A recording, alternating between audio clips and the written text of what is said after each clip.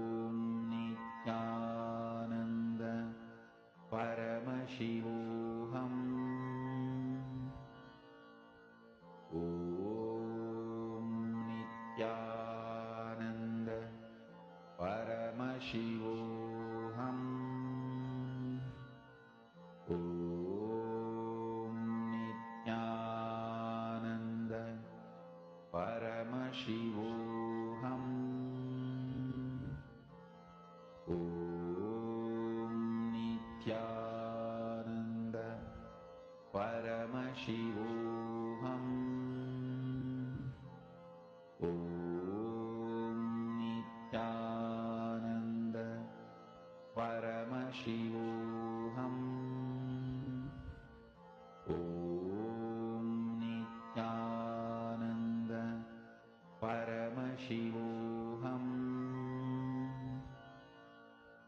Om Nithyananda Paramashivoham. Om Nithyananda Paramashivoham. Om Nithyananda Paramashivoham. Om Nithyananda Paramashivoham. Om Nithyananda Paramashivoham. Om Nithyananda Paramashivoham. Om Nithyananda Paramashivoham. Om Nithyananda Paramashivoham. Om Nithyananda Paramashivoham. Om Nithyananda Paramashivoham. Om Nithyananda Paramashivoham.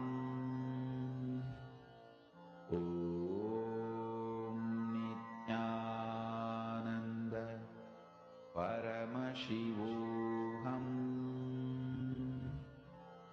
Om Nithyananda.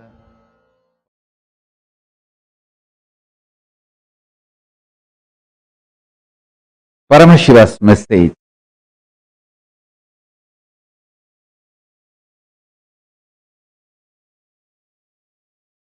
Directly from Kailasa. Listen. Human DNA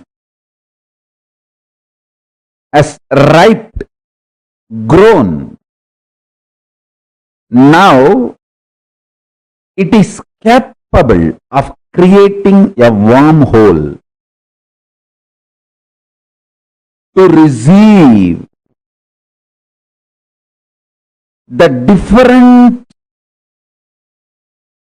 reality and existence of the higher superconscious dimensions of the universe,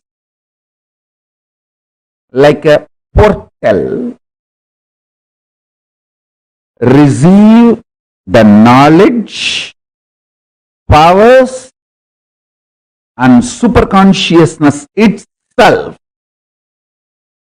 from the higher dimension and radiate it, manifest it. Work happened through this body is developing a powerful spiritual tool, mechanism, software, whatever word you want to use. I will use the word organism. That's the best word. A spiritual organism is developed. So the initiation can happen to all of you who are ready to receive.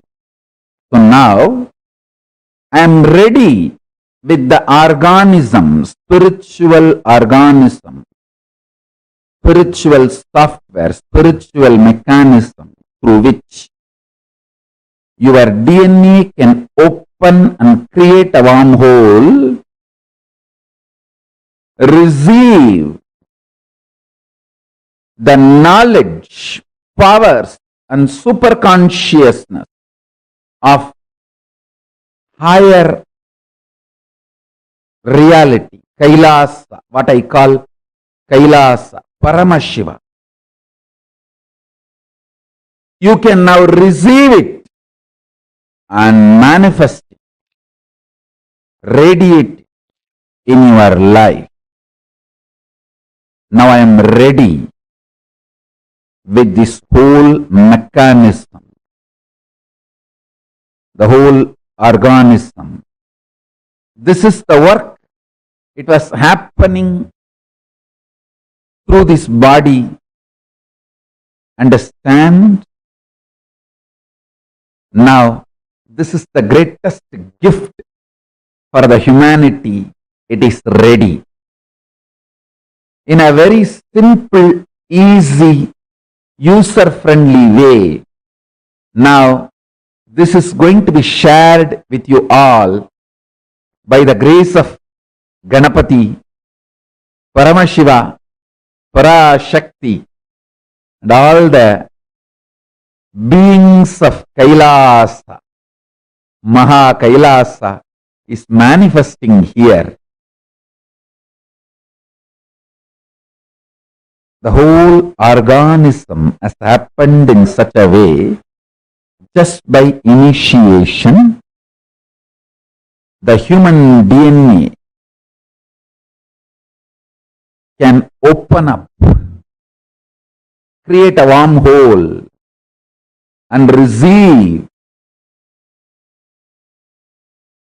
the state of Paramashiva, space of Paramashiva, powers of Paramashiva, being of Paramashiva, super consciousness of Paramashiva, and manifest Kailasa in every one of you, in every one of us. Listen, your DNA will become literally now portal for the other plane, higher dimension.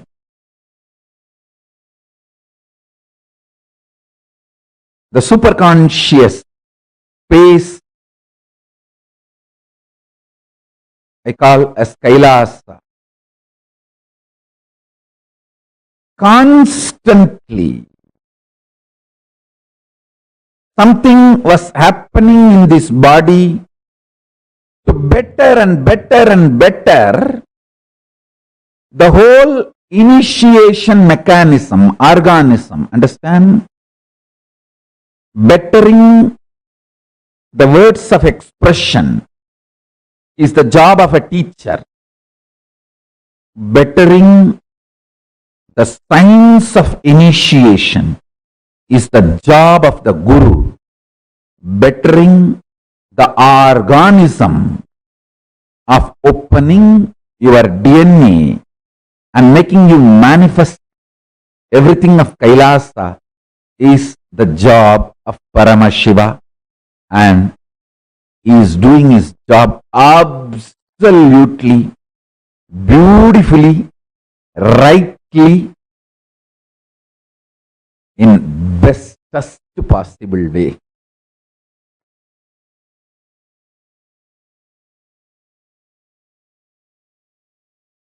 Paramashiva's message directly from Sri Kailasa. Listen.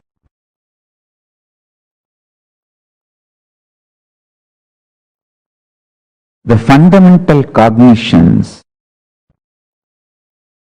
are the principles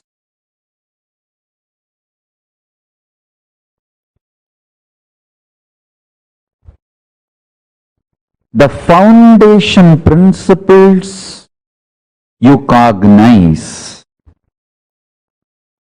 decides whether you are going to build a materialistic ecosystem around you, so-called rational ecosystem around you, or an enlightened ecosystem around you.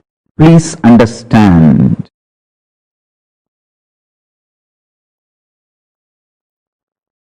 all the so-called conclusions of the science and rationality is not rationally rational or scientifically scientific. All the cognitions, politicians, social leaders trying to infuse into you are not absolute truth or absolute right. Understand? Neither the cognitions are absolute truth, nor they are rationally rational or scientifically scientific. But unfortunately, the cognitions you cognize decides the quality of life you are going to have. Understand? The ultimate Tyagi, Paramashiva, reveals all the truths as it is.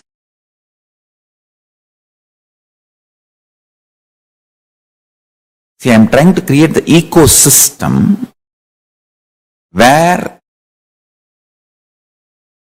thousands of you will start understanding these truths I am teaching and practicing.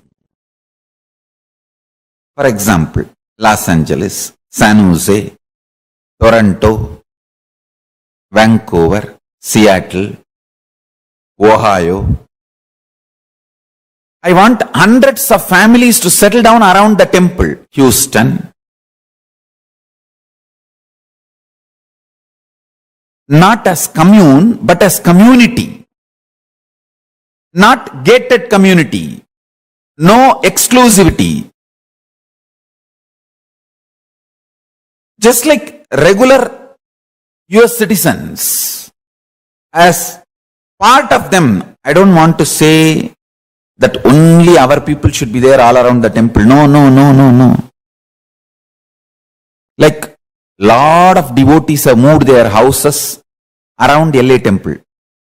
Within the 10-mile radius of LA temple, too many of our devotees have moved. Like that, in the temple area, in that city, in 10-20 miles radius, at least few hundred devotees, few thousand Ananda Samajis settling down. Temple becomes ecosystem where day in and day out power manifestation science is taught.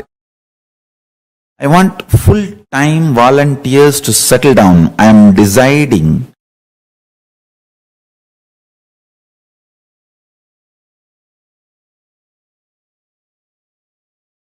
want to give this spiritual instruction. Take this as a spiritual guidance and instruction. All the temples all over the world start having all the devotees, disciples settling down around the temple, not as commune. Be very clear. I don't want to say only our devotees should be like a buy the land, build the home. No. Temple will be there. In that city, all of you settle down. Take this one thing as a fundamental. Every day come to temple, attend the satsang. Coming to temple once and attending the satsang should be the lifestyle. Settle down in that distance. Understand? Attending satsang from your home is different. Coming to the local temple and attending the satsang is 1,000 times greater. Because whatever is said and done, the energy radiated by deities, the linga, See, in your home, only Guru will be there. If you come to temple, Guru, Linga, Sangha, all three will be there. So nothing like having Guru, Linga, Sangha, all the three. So temple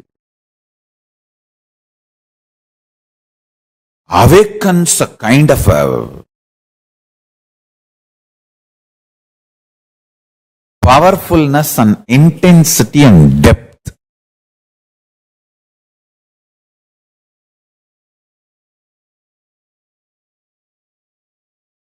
These five should be available in all temples. One, all the major deities of Hindu sampradayas, starting with Ganapati,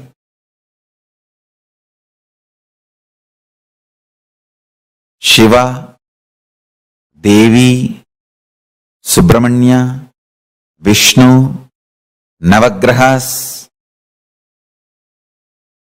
and each god's different incarnations, like a Vishnu. You should have at least Rama and Krishna. The pantheon of Hindu deities. Understand?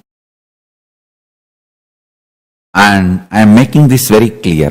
All my temple, the deities should be worshipped, maintained by devotees. Understand? You touching the deity, maintaining, cooking food, offering nevedyam, doing abhishekam, something happens to you inside. Paramashiva starts manifesting inside you. I am not saying our ancient tradition of having the priests and having the temple is wrong. No. I am absolutely for it.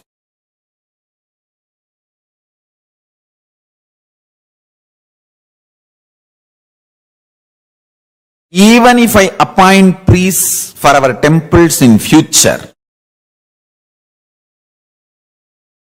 I will be more happy if devotees directly relate with the deities. They touch, do abhishekam, men, women, both. All community, all gender. Our temples do not discriminate based on gender, race, community, caste. No. It is just qualification. Anyone can come and do abhishekam, touch the deity. If you are initiated, that's all we ask. Take initiation, maintain vegetarian lifestyle.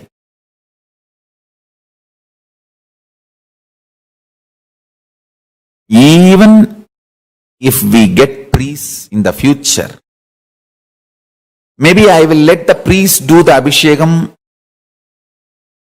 one column, one time puja, and open the another one column puja for devotees and disciples. That is my vision, I tell you. When you touch the deities and do puja, abhishekam, alankaram, maintain, Paramashiva grows inside you. He manifests more and more inside you. The Guru, Linga, Sangha starts happening inside you.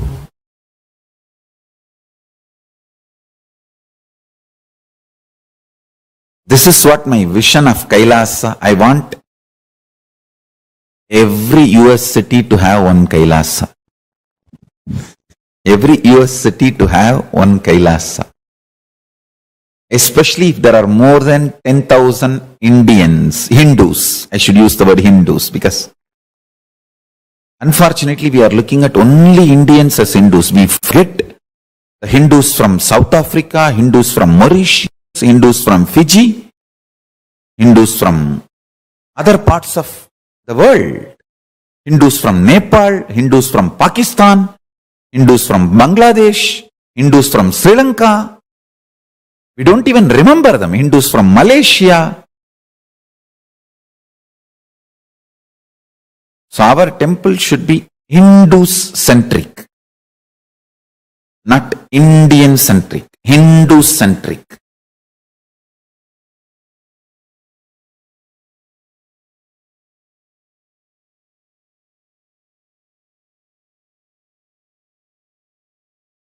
Anyone who is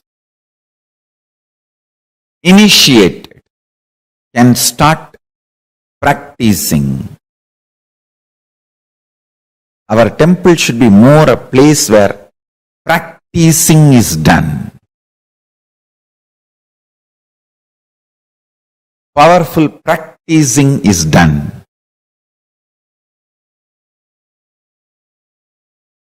Understand?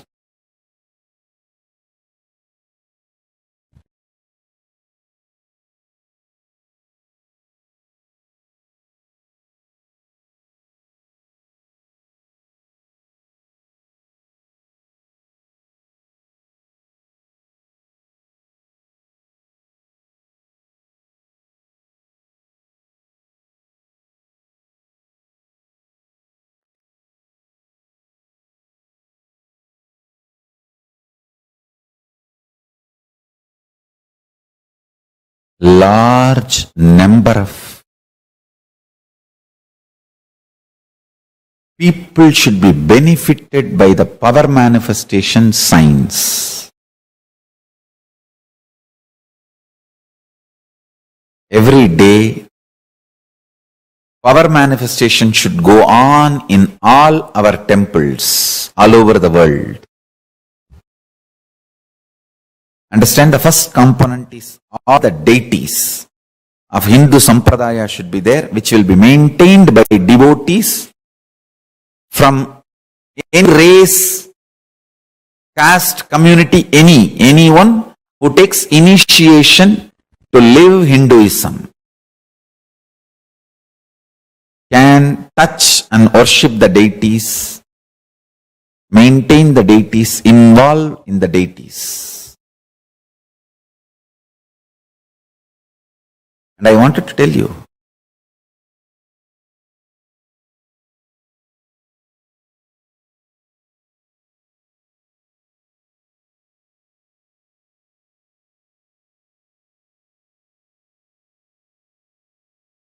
especially the deities we make are given birth properly as per Agama.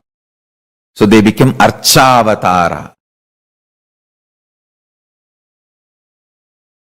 We are masters in this field.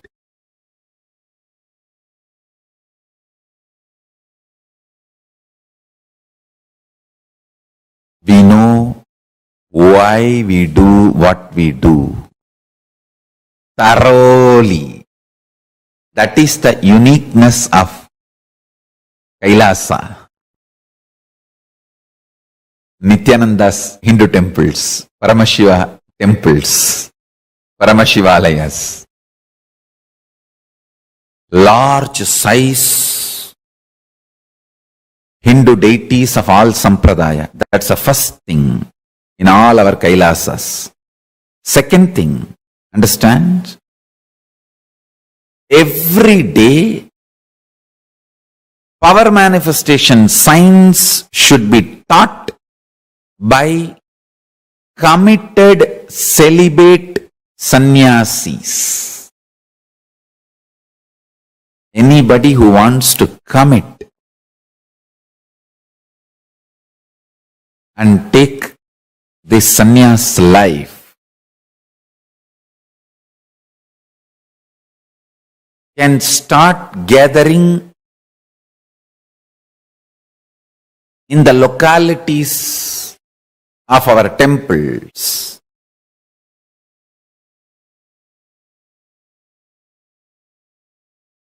And start staying, start practicing. We will call them as apat sannyasis or even krama brahmacharis. It is like a under training. They take it up, they commit, They can be there as long as they want to continue in that path. Understand? I am announcing some of the new, most important spiritual policies.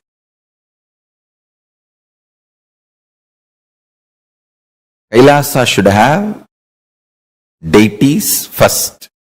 Second, large number of sannyasis. Krama.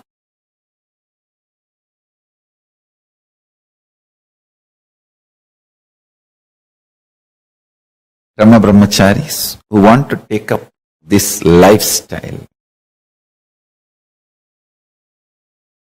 and maintain the temple, maintain the Kailasa ecosystem, who start manifesting powers, teaching, guiding people into manifesting powers, making people understand the importance of enlightenment and introducing Hinduism.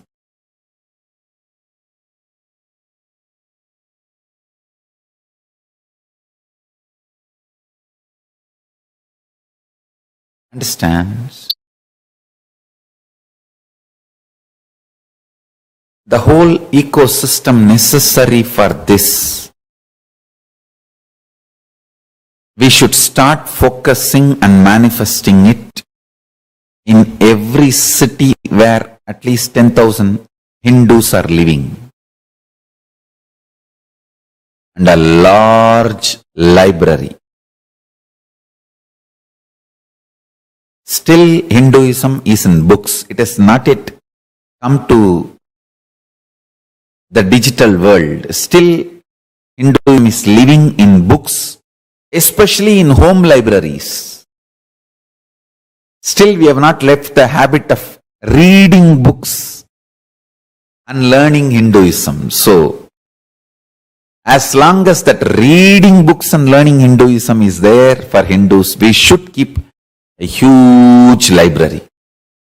Digitizing we will continue to do, but the huge library, physical library, is required.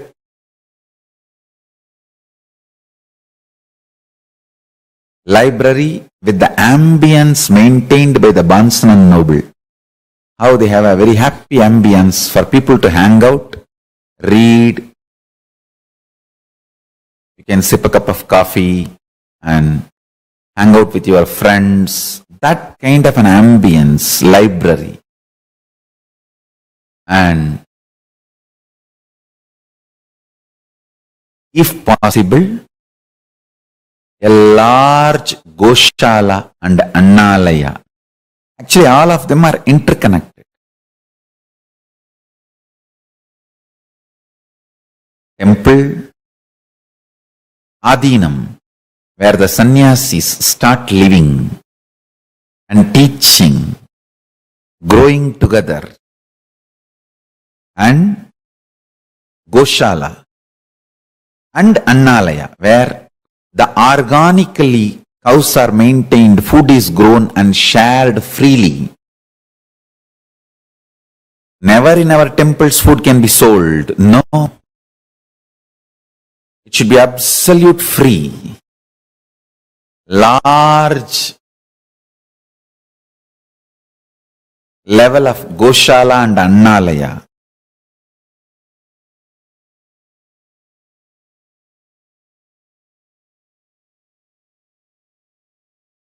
Temple with large size deities, power manifestation science and enlightenment science taught by committed large number of sannyasis day in and day out.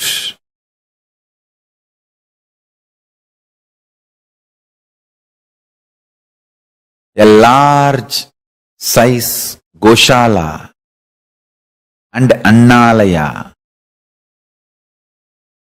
Large size library with ambience similar to Bansan and Noble.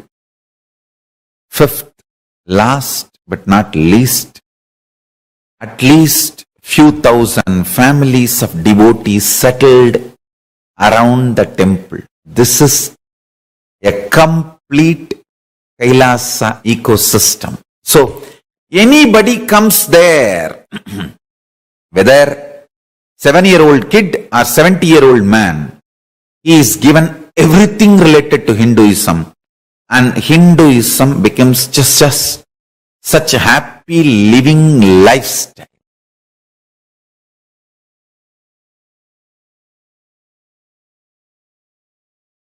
It's literally like I am reproducing whatever I was visualizing and manifesting in multiple places of our Sangha.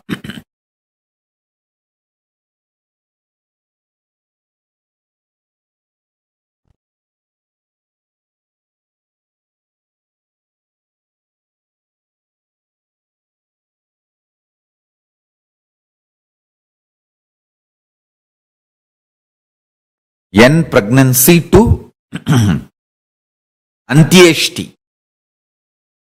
Everything, all the kriyas, with the knowledge should be done. With the absolute Veda agamic knowledge. From N pregnancy to graceful exit. Everything should be done.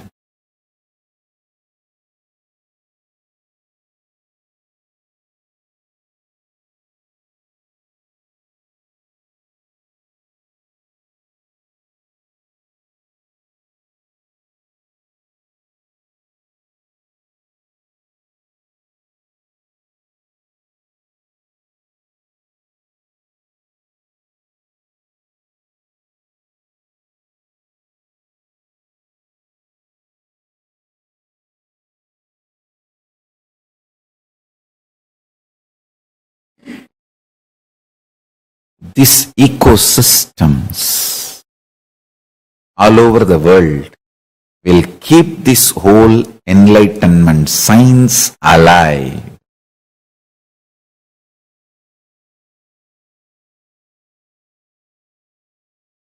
Sri Kailasa alive.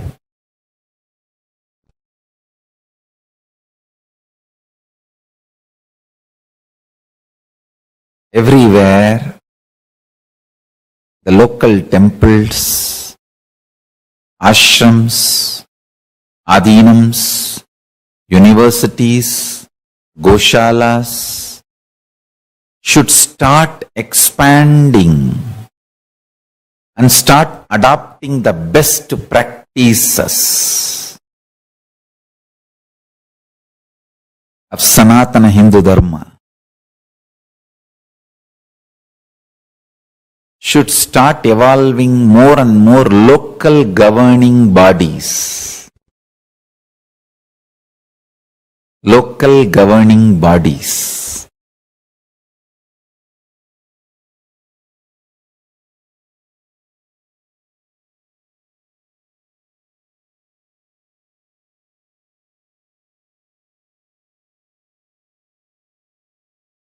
Understand, end of the day,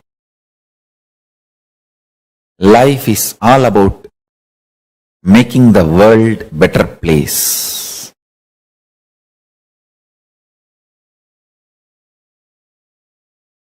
Thousands and thousands of people should be inspired and enlightened. Constantly. Thousands being inspired and enlightened.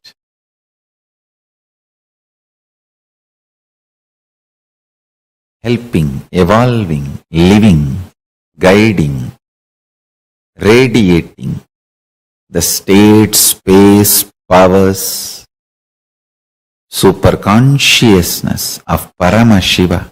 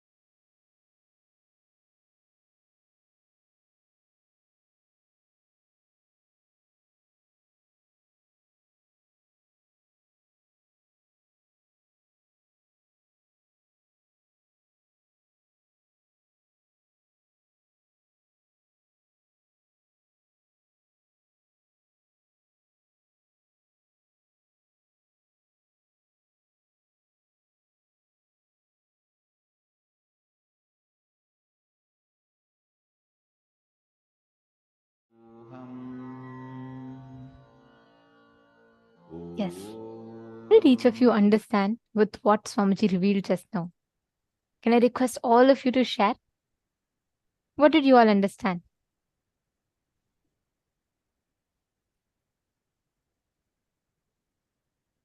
It's very nice to see so many of you participating in manifesting powers. And I see so many of you sit sincerely and attend as well. Can I request all the participants to please come back? All those who are, for whom it's night time and you're wanting to go for a break, please gather back. See, this is the very, very important truths what we are learning today. And also along with that, when we are preparing ourselves to receive these higher truths, the powerful cognitions, understand every single truth of what you're learning today, whether it is right now we learned about why Kailasa, what is the need for Kailasa to manifest. Now, Swamiji has given like so many beautiful, so many different extraordinary possibilities and powers for each of us, gifting so many sciences to humanity. Now, what is the need for Kailasa? Why is Kailasa needed at this point in time? Because Hindu legitimacy, it restores Hinduism its legitimacy. Now, each of us have so many different possibilities. We have so many different streams of thoughts, streams of avenues that we can choose to manifest whatever we want as reality in life. But end of the day, Kailasa stands to restore that political legitimacy on the larger picture, but individually, Kailasa for us stands to give enlightenment, gift us the science of enlightenment. And that's what we've all been learning, and that's what Swamiji very beautifully revealed today in this session, right?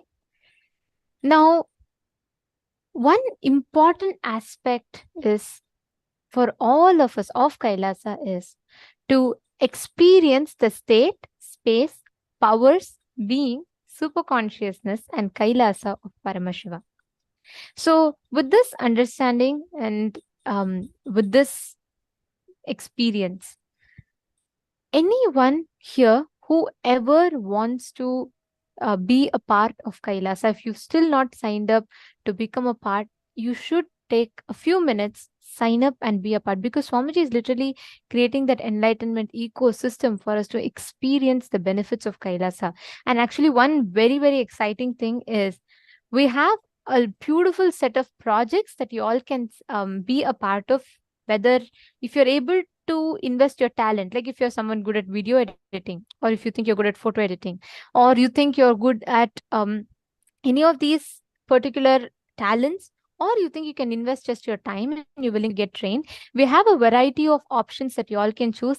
Right after the next session, we're going to be having that. So I request everyone to gather and don't miss that session, because it gives you so many opportunities, so many different projects of Kailasas and how you can be a part of any of them.